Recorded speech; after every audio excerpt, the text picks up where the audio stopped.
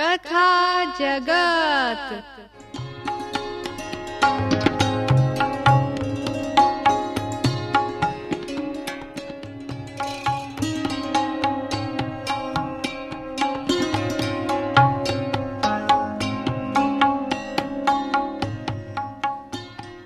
राष्ट्रीय शैक्षिक अनुसंधान एवं प्रशिक्षण परिषद के केंद्रीय शैक्षिक प्रौद्योगिकी संस्थान द्वारा निर्मित प्रस्तुत है वैदिक साहित्य से चुनी हुई एक कहानी देवापी और शंतनु।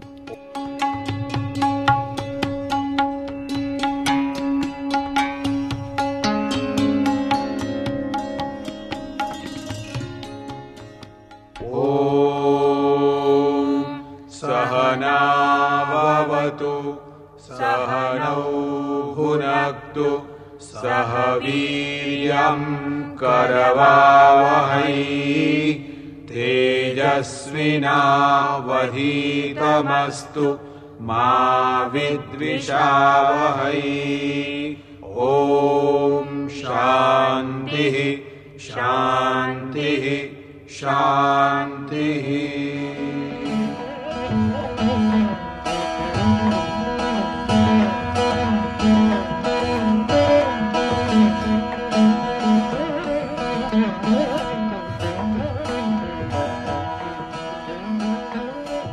बहुत समय पहले की बात है, वेदों के समय की।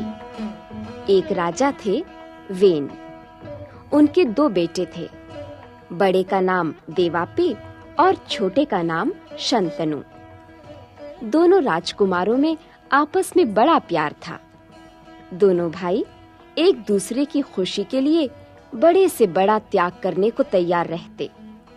खेल-खेल में भी उनमें कभी लड़ाई नहीं होती थी।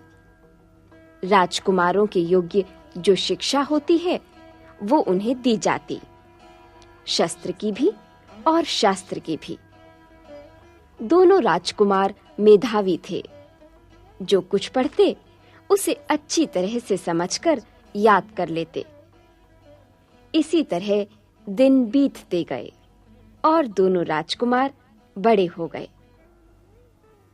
कुछ समय के बाद राजा वेन की मृत्यु हो गई।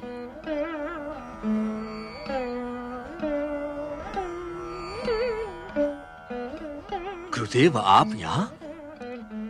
प्रणाम गुरुदेव। आयुष्मान भव। गुरुदेव, आपने स्वयं क्यों कष्ट किया? मुझे आदेश दिया होता, मैं आपके दर्शन करने आ जाता। नहीं देवापी, समस्या गंभीर है। राज सिंहासन अधिक देर तक खाली नहीं रखा जा सकता। अब तुम पितृशोक को भूलकर राजगद्दी पर बैठो। मंत्रीगण तुम्हारे अभिषेक के लिए उत्सुक हैं। मेरी भी यही इच्छा है। गुरुवर, मैं मंत्रियों की इच्छा का सम्मान करता हूं। आपकी अपनी इच्छा भी मेरे लिए आज्ञा के समान है, पर मन में कोई दुविधा है? गुरुवर, मेरा छोटा भाई शंतनु राजाओं के सभी गुणों से संपन्न है। मैं चाहता हूं कि आप उनका राज्याभिषेक करें। कैसी अनीति की बात करते हो वत्स? बड़े भाई के होते हुए छोटे भाई का राज्याभिषेक? लगता है पिता की मृत्यु का शोक अब भी तुम पर छाया है। वत्स, जिसने जन्म लिया है उसकी मृत्यु तो होगी ही। जो जीवित है उन्हें भी अपना कर्तव्य करना ही होगा। पिता के ना रहने पर तुम्हारा कर्तव्य है अपना राज्य संभालो, प्रजा की देखभाल करो। यही तो कठिनाई है गुरुवर। मैं इस योग्य नहीं हूं। प्रजा की देखभाल ठीक से नहीं कर पाऊंगा। तुम राजा होने के योग्य नहीं हो? तुम्हें यह भ्रम कैसे हुआ? तुम धर्मात्मा और लोकहीन हो। तुमने शस्त्र और शास्त्र दोनों में समुचित शिक्षा पाई है। प्रजा तुम्हारा गुणगान करती है। वो तुम्हें ही अपना राजा देखना चाहती है। गुरुदेव, मैं प्रजा की इच्छा के विरुद्ध नहीं जाना चाहता, परंतु उसकी इच्छा का पालन मेरे बस का नहीं। ये हठ किस लिए वत्स? हठ नहीं गुरुदेव, ये तो मेरी विवशता है। आप तो जानते हैं कि मैं त्वचा के रोग से पीड़ित हूं। सब उपचार किए पर रोग मुक्त नहीं हो सका। मैं निश्चय कर चुका हूं गुरुदेव। निश्चय? कैसा निश्चय? यही कि रोगी का राजा होना उचित नहीं। मैं स्वयं शंतनु का राज तिलक करूंगा और फिर उसे आशीर्वाद देकर तपस्या करने वन में जाऊंगा। आप भी मुझे आशीर्वाद दें कि मेरी तपस्या सफल हो। ठीक है, यदि तुम्हारा यही निश्चय है तो फिर मैं तुम्हें नहीं रोकूंगा। शुभास्ति पंथाना, तुम्हारा मार्ग मंगलमय हो।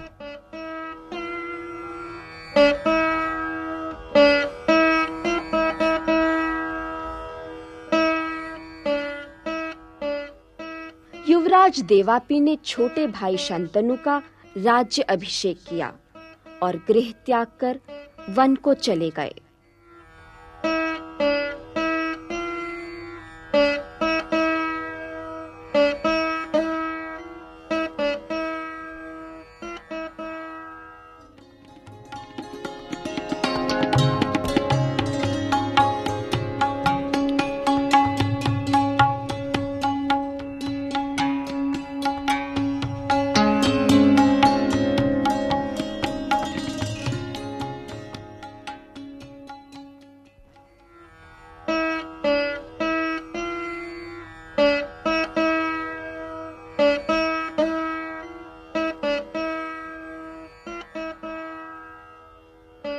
बारह वर्ष बीत गए और इन 12 वर्षों में वर्षा की एक बूंद नहीं बरसी। शंतनु का चिंतित होना स्वाभाविक था। उन्होंने राजगुरु को बुलाया और कहा, गुरुदेव, मुझे राज्य करते हुए 12 वर्ष बीत गए। मैंने बराबर धर्मपूर्वक राज्य किया, प्रजा के सुख के लिए हर संभव प्रयत्न किया। फिर देवता मुझे किस पाप का दंड दे रहे हैं? किस दंड की बात कर रहे हो वत्स शंतनु? वही दंड गुरुदेव जो मेरी प्रजा भुगत रही है। इन 12 वर्षों में एक बार भी पानी नहीं बरसा। ताल सूखे पड़े हैं, कुओं तक में जल नहीं है, नदियां सूखती जा रही हैं। वत्स, राजा का अपनी भूमि और प्रजा पर तो अधिकार होता है, पर प्रकृति, उस पर तो उसका शासन नहीं चलता। यही तो पीड़ा है आर्य कि मैं कुछ नहीं कर सकता। जिन खेतों में हरियाली छाई रहती थी, फसलें लहलहाती थी, उनमें अब दरारें पड़ी हुई हैं। हमारे भंडार में जो भी संचित अन्न था सब चुक गया। कितने घरों में चूल्हे नहीं जल पाते। अब आप ही बताइए, ये पापों का दंड नहीं तो और क्या है? हाँ, मैं तुम्हारी पीड़ा समझता हूं वत्स। मुझे पहले से ही आशंका थी। नियमों के अनुसार ये राज्य देवापी का था। बड़े भाई के जीवित रहते छोटे के राजा बनने से नियम भंग हुआ। इसी कारण देवता कुपित हैं। ये सूखा भी उन्हीं के क्रोध का फल है। पर गुरुदेव, मैंने तो केवल बड़े भाई की आज्ञा समझकर ये राज्य स्वीकार किया था। जानता हूं शंतनु, पर नियम भंग तो हुआ ना। यदि ऐसा है तो मैं भी वन में जाता हूं। भैया देवापी को आग्रहपूर्वक ले आऊंगा, जिससे प्रजा देवताओं के क्रोध से बच सके।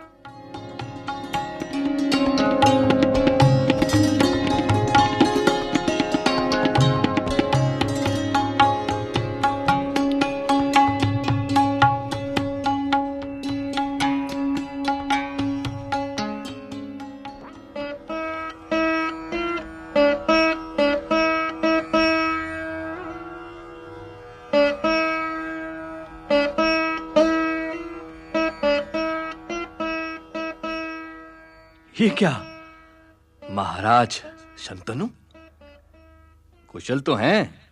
कहाँ की कुशल भैया, राज्य पर तो देवताओं का कोप है। 12 वर्षों में एक बूंद वर्षा नहीं हुई। ये कैसे हो सकता है? ये हुआ अनीति के कारण। आप बड़े थे, राज्य पर आपका अधिकार था, पर राजा बना मैं। इसी से देवता कुपित हैं। पर तुम लोभ से तो राजा नहीं बने, तुम राजा बने मेरी आज्ञा से। मेरी इच्छा से। अगर देवताओं को क्रोध करना था तो मुझ पर करते। मेरी प्रजा पर क्रोध करने से क्या लाभ? अब वो सब भूल जाइए भैया। आपको प्रजा की रक्षा करनी होगी। मेरे साथ चलिए और अपनी गद्दी संभालिए। मैं आपकी आज्ञा में रहकर आपकी सेवा करूंगा। नहीं वत्स शंतनु, राजा तो तुम ही हो और तुम ही रहोगे। पर हां, मैं तुम्हारे साथ चलूंगा। चलकर तुम्हारे राज्य और तुम्हारी प्रजा के कल्याण के लिए यज्ञ करूंगा।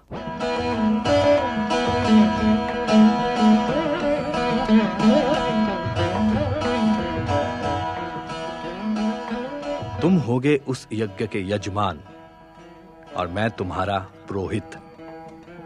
जब हम दोनों मिलकर यज्ञ की अग्नि में आहुति देंगे तो देवता निश्चय ही अपना क्रोध छोड़कर उस यज्ञ में भाग लेने आएंगे। यज्ञ का धुआं आकाश में फैलते ही बादल उमड़ेंगे, वर्षा होगी और प्यासी धरती तृप्त होगी।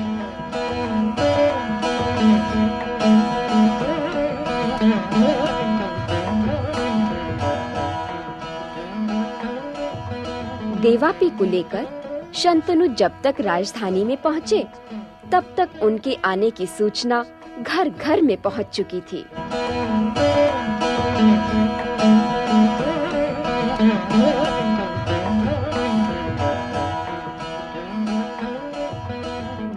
प्रजा ने समझा अब उसके सब दुख दूर हो जाएंगे।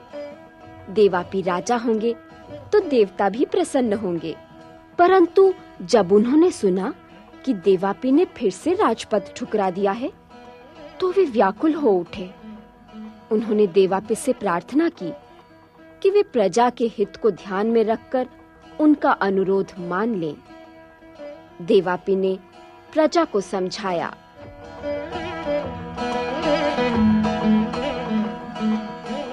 हे प्रजाजनों, तुम मुझे इस राज्य का राजा बनाने की जिद क्यों करते हो? मैं तपस्वी हूं। तपस्वी का राज्य तो सीमाहीन होता है। मैं तुम्हारे राजा के अनुरोध पर यहां आया हूं।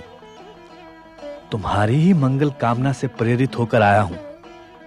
हम दोनों मिलकर यज्ञ करेंगे, जिससे निश्चय ही तुम्हारा कल्याण होगा।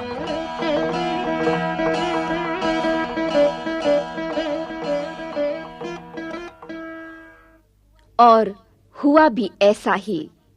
देवापी ने वैदिक विधि से यज्ञ करवाया।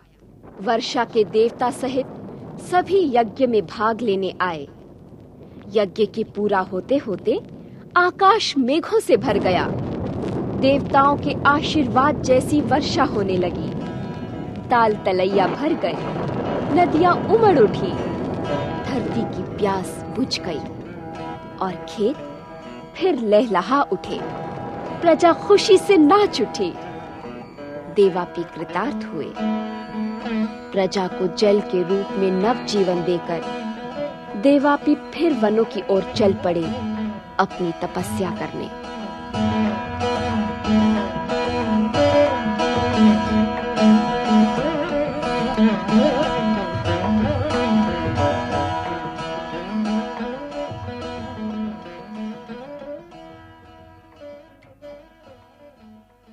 अभी आप वैदिक साहित्य से चुनी हुई एक कहानी सुन रहे थे, देवापी और शंतनु।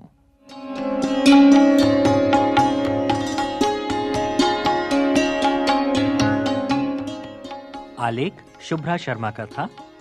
भाग ले रहे थे सीमा बर्मन, महेंद्र मनु, सुभाष गुप्ता, प्रमोद माथो और अजीत गुप्ता।